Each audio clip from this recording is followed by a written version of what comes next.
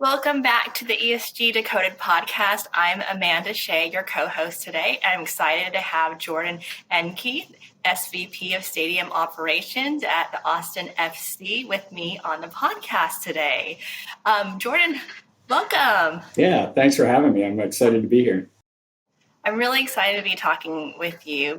First of all, we've never had anyone from professional sports on the podcast, so you are our first guest. I like being a first, yeah. And you were also the first professional major sports team also to the city of Austin. And that's what we're going to dive into a little bit today, is about the Austin's FC's stadium called Q2 Stadium.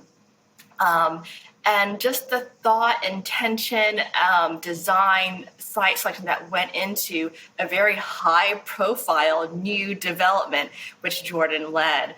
I'm looking forward to hearing about how you incorporated community input, sustainability, quality of life, just so many considerations into the selection of the site, the design of the final stadium, and kind of also learning of how you're continuing to engage the community. I know that Austin has passionate sports fans. Obviously, we have a lot of college sports here, and when Austin FC announced it was coming to Austin, I think the city just went wild.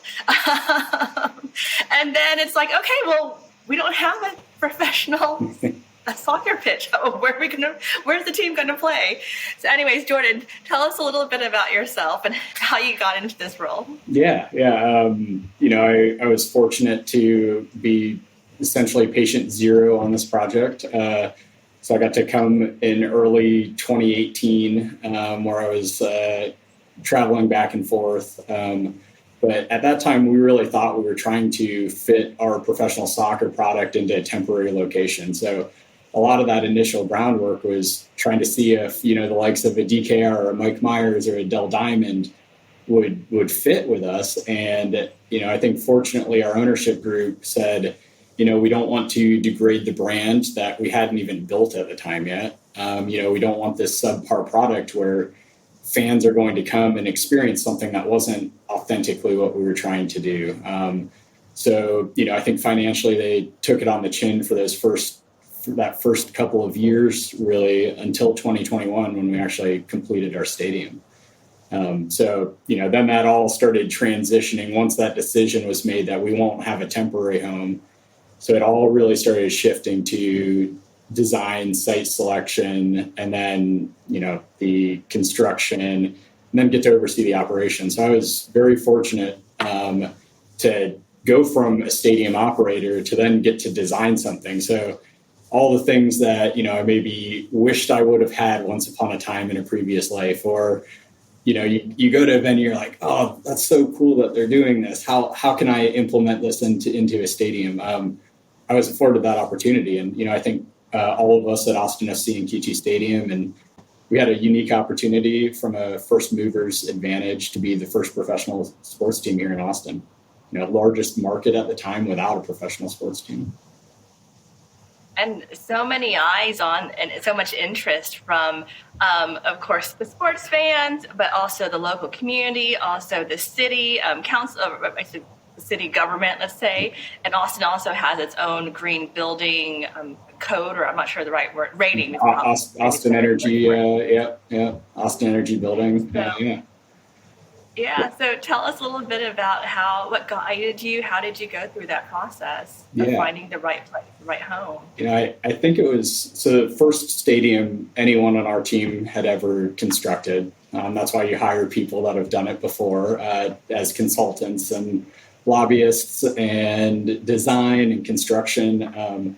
So this was really a lot of learning opportunity for us. We knew what we wanted to do from, an obligation with the city, which had a lot of sustainability initiatives in there, which I know we'll get into here. But, I think it was lost on me a little bit from the very beginning, just the importance of site selection. And now when I talk to people that are starting this journey of, either bringing, developing a brand, bringing a team to a city, or looking at a reno versus a new build, the importance of that site selection has influential effect on everything you're going to do afterwards.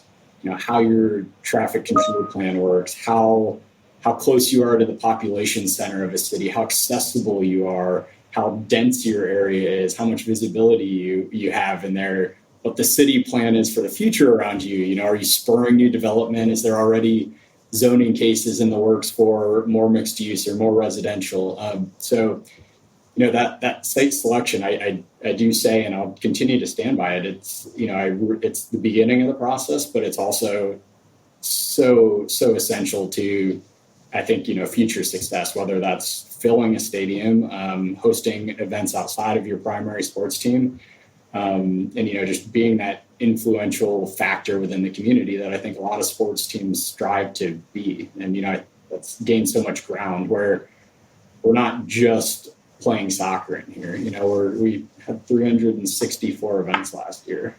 We're busy. And that was always one of the design pillars, is we wanted to be active 365, because you don't take up the amount of acreage that we did with this project. We don't build something that's as expensive as this to have it sit dormant. We want it to be a community asset. And, you know, I do think we've achieved that.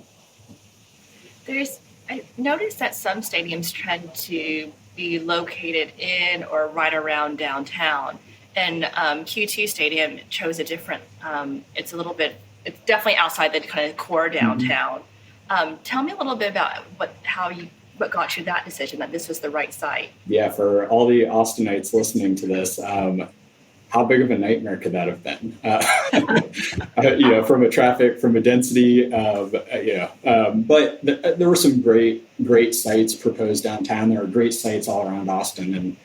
And, you know, one of the major influential factors for this was this spur of development that we knew was happening up here. You've seen how the Domain, you know, massive mixed use residential area just across the street from us, you know, how that's really flourished, you know, how much residential is going in up there right now. And then we started doing the population study. So we found at the time of site selection, and things are ever changing in the city, but at the time of site selection, we were within 3 miles of the population density of all of Austin. And part of our brand ethos was inclusivity and being this connective tissue, a connective agent for all of Austin. And even in our badge, and I'm wearing a stadium insignia today versus the Austin FC. But if you look at it, we're two live oaks intertwined. And, you know, what that represents is this uniting factor, where the root system on the bottom, the 4 roots, are supposed to represent, you know, directionally Austin, so north, south, east, and west, and bringing everyone together. And, you know, Amanda, I think in one of our original conversations, you know, I said we did have this like very unique first movers advantage that you don't get in professional sports very often. But not everyone here, you know, is crazy about UT or went to UT or has a family member. You know, the burnt orange and white, as great as it is in the city and as influential as it is in the city, it doesn't mean a lot to, you know, the masses of folks that are moving to Austin daily. So we wanted to provide this again, a unifying stadium that, you know, can bring people together, but also this brand that everyone can, you know, relate to and grasp onto. So, you know, that was really a big part of the beginning of brand development and the ethos and the pillars that we wanted to stand behind.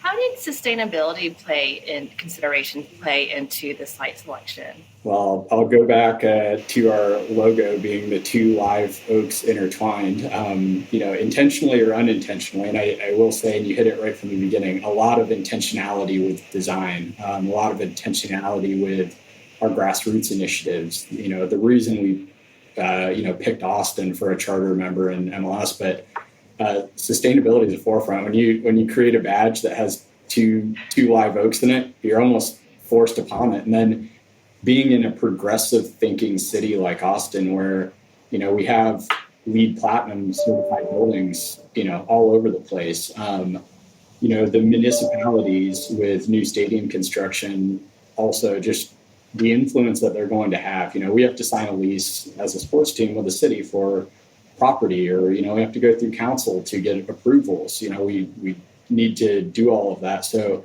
they held us accountable too, which, you know, I think was a big play from Austin. You know, it was something that, you know, internally might have been table stakes, but for them to put a an Austin Energy Green Building 2-star rating, or a LEED Silver as, our base minimum, that set the standard right from the beginning. And as we went through the design process, and we had charrettes with, your alphabet soup of city departments, which was a lot of fun and we can get into. But as we went through all that, and we started calculating our points on some of our early design work, and we're so close to gold.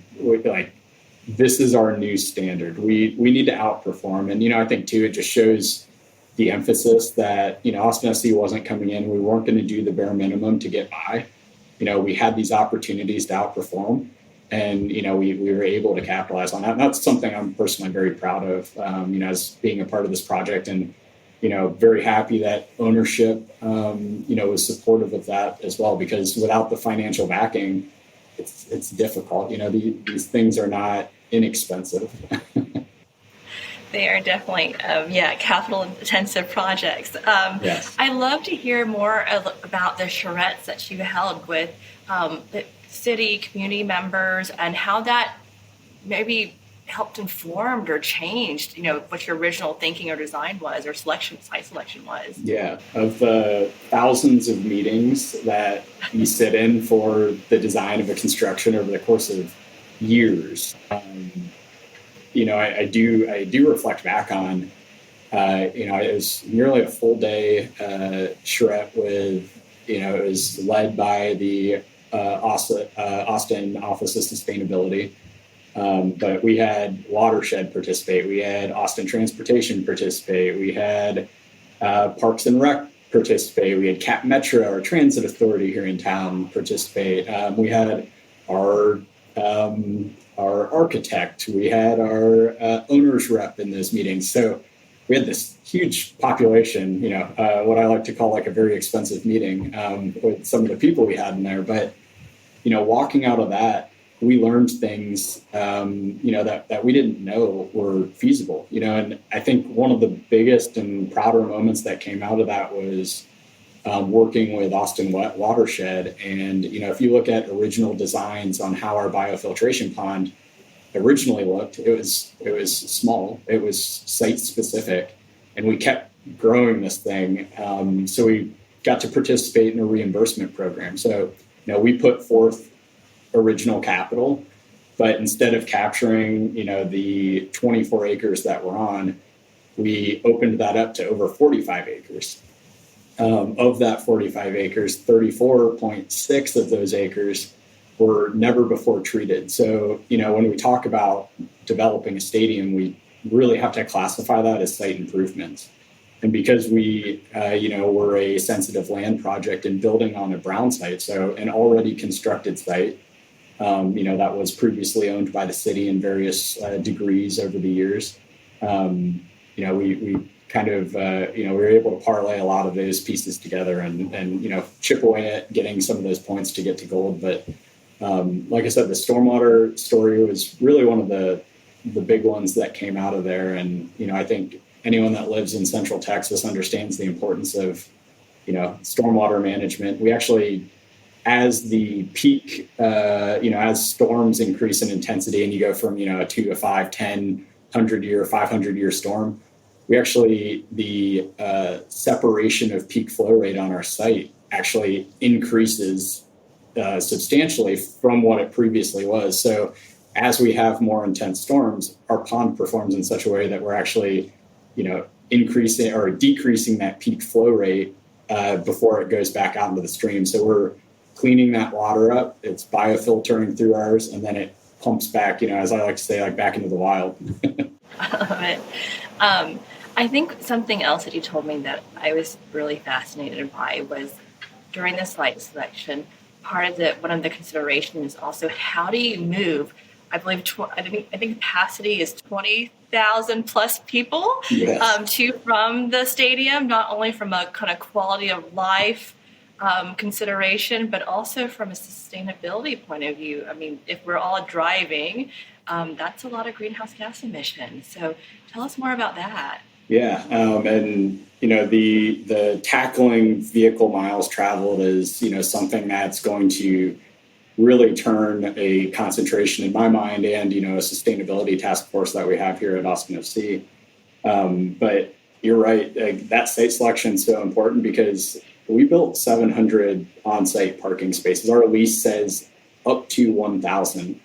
So no matter what, and I think the percentage was we came in 70% lower for what was advised by Parking Council for on-site parking for a 20,500 person venue. What that meant to me was that site selection. We better be on bus routes.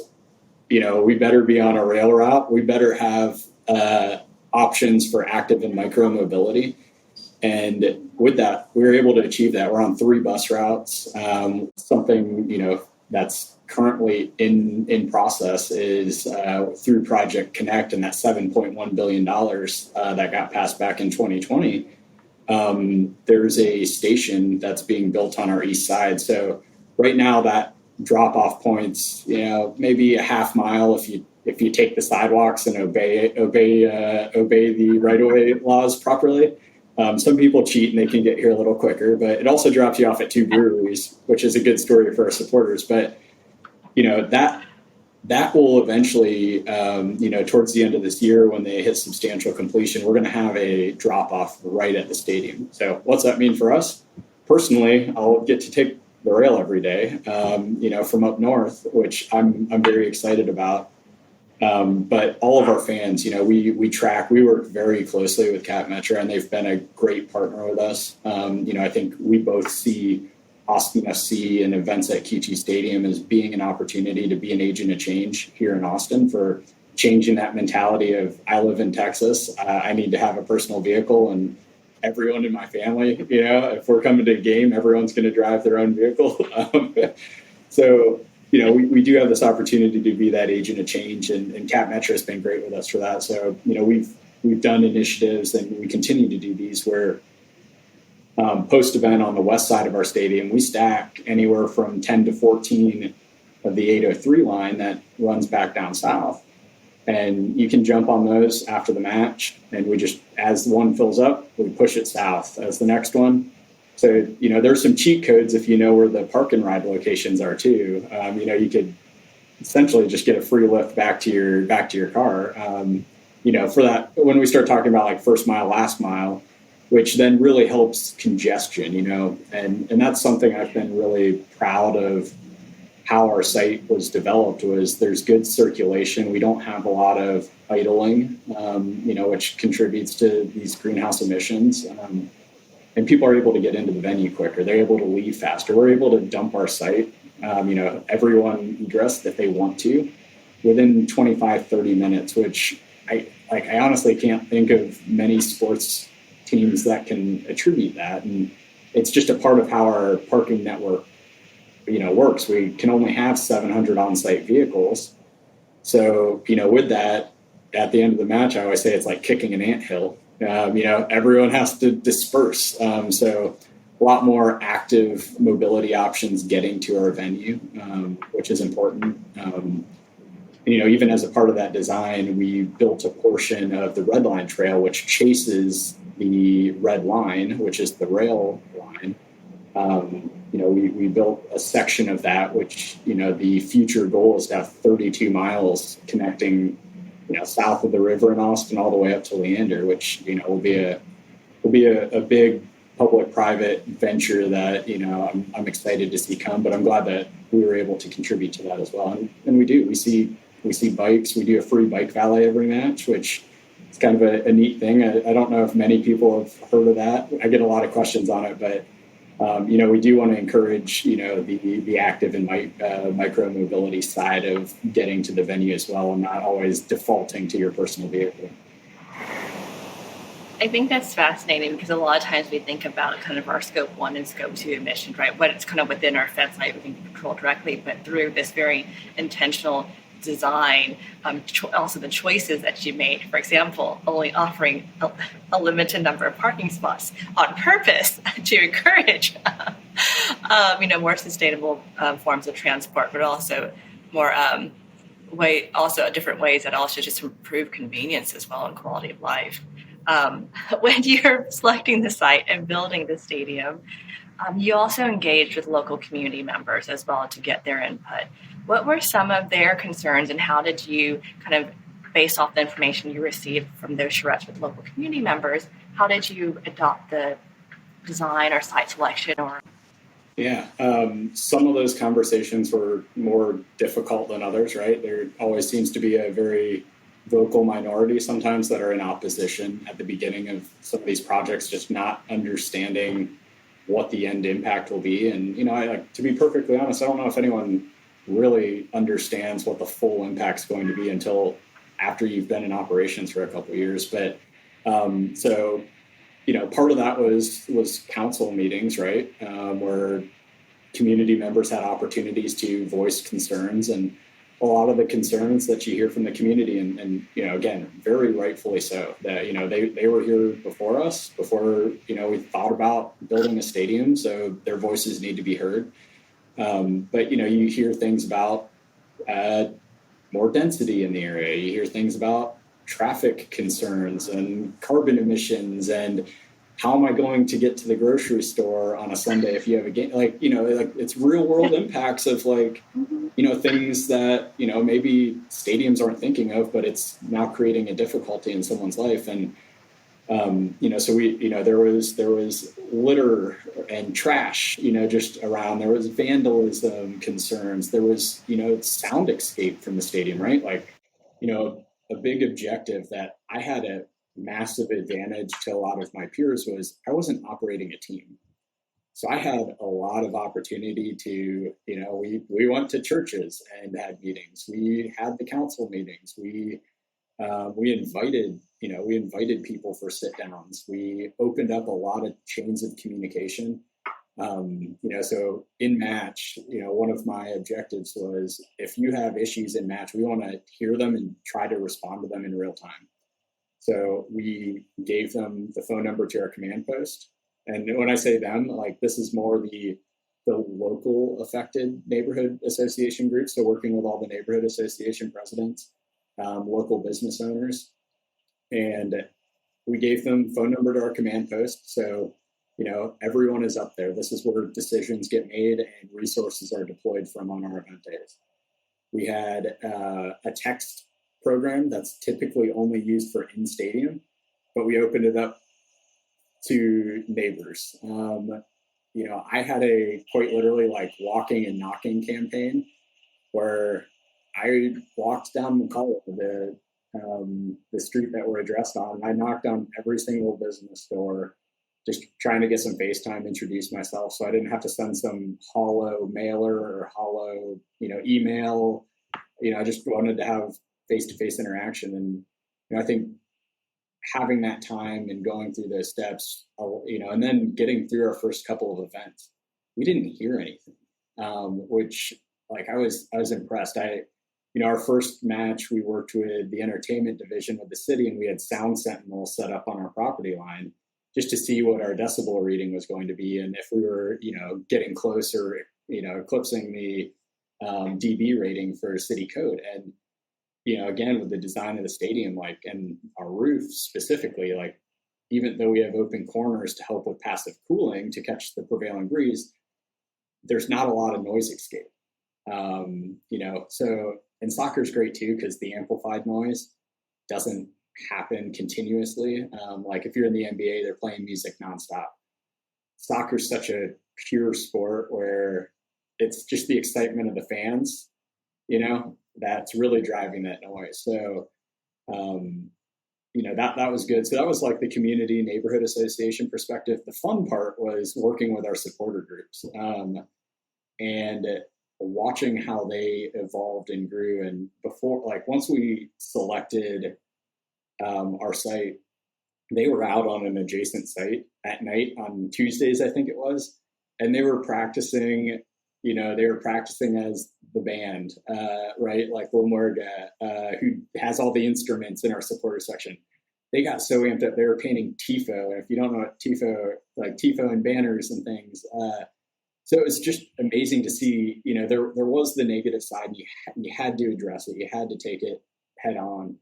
But then there was this other side that was just overly passionate and dedicating so much time. And like, for me, I was like, gosh, this is amazing. Like we haven't even signed a player at this point, and they're so supportive and they're so energetic, and they want to be the best, just like we wanted to design the best stadium in the league. So like I said, there may be a positive and negative side to it. And at the end, I think we won over a lot of the skeptics, just through communications, through grassroots, and through just like listening activities, being present, being available. I know fan and community engagement is so important. Even after, now that you're active, the games are happening every week. How do you tell us about some highlights of how you're continuing to engage the community and get them involved and also get their feedback? Yeah. We've been fortunate, and everyone says, why didn't you build a bigger stadium? That's funny. That's the line now. Why didn't you build a bigger stadium? It's such a long wait list. Like demand's a good thing. But, part of that is, we have community benefits package that's again a part of our lease with the city. So we have obligations on financial donations to organizations. We have ticket donations for underserved members of the community or underserved groups of the community, and I think really through a lot of those community initiatives, that keeps us present when we're not playing. It keeps us present in the community's mind when we're in the off season. But everyone, and I said this from the beginning, everyone always thinks it's like QT Stadium, Austin FC. They're synonymous with each other. But we had 364 events here last year. It was wild. And it's you don't have to be a season ticket member to experience QT Stadium. And that was always a part of it, is we wanted to align ourselves with the community, with the city, and become an asset for the community here in Austin. And, it's so we've brought Liga MX teams up here, quite a bit, and it makes sense with our proximity to the border, but we're able to have, maybe transplants from Monterrey or from Mexico City or something, see like their home clubs play here in Austin, where they thought, gosh, getting to Mexico City, that's, it's a short plane trip or a long drive, or, if you're in Monterrey, like you 3 or 4 hours in a car, because flying at that point probably doesn't make sense because it's 6 one, half dozen of the other. So we're able to like afford these other opportunities with these different events, and all these different events have different price points. So there's lower barriers of entry. There's not this massive, daunting wait list maybe to get in because you're trying to see Austin FC. So, we do bring these other types of competitions, which like I always look at as community assets, or, just getting other people into our building so that they can experience and they get to see, what was built here. We do concerts, we do rentals, we do tours, you name it. But it is a very, very active building, and I've been very happy to see that. And it's because the community is so interested in it. I was thinking about, you mentioned that you're really proud of the stormwater systems that were built and designed into the site. What else are you proud of about the design? Yeah, like one of the really cool, and I brought up just the passive cooling feature. Like I remember when we were telling Major League Soccer, our governing body that has to approve and charter us, we said, Austin's the city, right? We want to do this in Austin. It's the largest city in the U.S. without a professional sports franchise. They're always ranked in a top 3 for, World Cup viewing, men's and women's, which is, again, a great equity story there.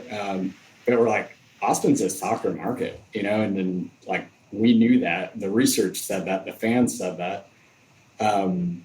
So, like embracing that. But we told MLS Soccer, like, yeah, Central Texas. They're like, well, it's really hot there, right? Like, we have teams in Dallas and Houston. What are you going to do differently? What's going to have your stadium fill up to capacity where, you know, it's sometimes a challenge in the other Texas markets? And, you know, that's where it really site selection. So we're accessible, right? There's multiple modes of transportation to get here, but then it had to be comfortable. So we made investments. 30% of our stadium is a mesh seating product. So it's about 40 degrees lower than your standard plastic seat. You know, most clubs would look at only doing those in like a premium area. Our entire lower east section, which has the highest sun exposure on any given day, any time of year, is all mesh seats. They're also really comfortable. You know, I'm a fan, but you know, that was a big design element. A lot of people, if you ever hear me talk in the stadium, I always say north, and I say, don't pull out your compass, because we're not. Every time I point north, it's fake north. We're 22 degrees off of true north, and that's to capture the prevailing breeze. So we have open corners on our stadium. So just that passive cooling, we didn't close in the top. So the heat's allowed to billow up and dissipate out the sides, dissipate out the top. We didn't close in the roof. We have a natural grass playing field.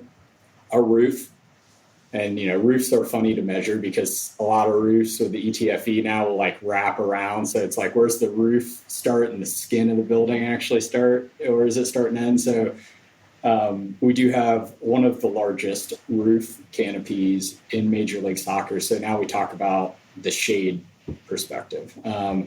So 100% of our fixed seats at Q2 Stadium are all covered. So, you know, from an elements perspective, you're, you know, by and large protected. You know, wind blows sideways, rain comes down sideways, you know, so, but, you know, by and large, by the time we kick, 100% of seats, again, any time of year are covered. And, you know, we worked with that with regional broadcasts before the Apple TV deal came into effect this year.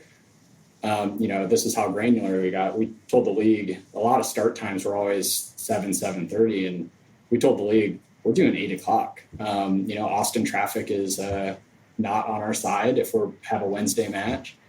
So, you know, instead of being additive to what's already a very complicated issue, we said, if we do 8:30, we open our gates 90 minutes early at 6:30, this is going to allow some time for that traffic to dissipate. People can go home, they can, you know, get their gear on, get their Verde and Black on, come to the stadium and have, you know, less impacts with traffic. And also, you know, there was the climate side of it. So we wanted to wait for the sun to come down a little bit more.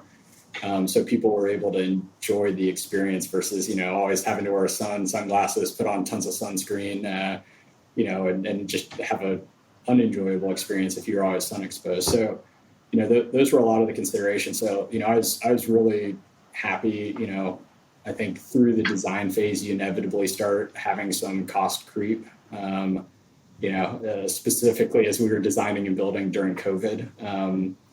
You know, there were so many unknowns. We didn't know lead times. Because of some lead times, things got more expensive. So, you know, we kept going through some value engineering exercises throughout this project. And, you know, we maintained the commitment to sustainability. We maintained the commitment to fan experience and fan comfort. And, you know, that was ownership directive from the beginning. You know, we're not going to sacrifice any of those 3 categories. And we really didn't. You know, we were able to achieve LEED Gold certification. You know, I think based on the Players Association last year, we also have the best atmosphere in Major League Soccer. So, you know, it's those investments I think have paid dividends. And, you know, I think that's you know, I'm really proud of just walking in here on Saturdays and seeing high show rate, seeing people in before kick. You know, that means the traffic plan's working, the site plan's working, the security plan's working, the tickets working, the point of sale inside's working. And when we have butts and seats at the kickoff, you know, that shows everything stacked up and it's working well.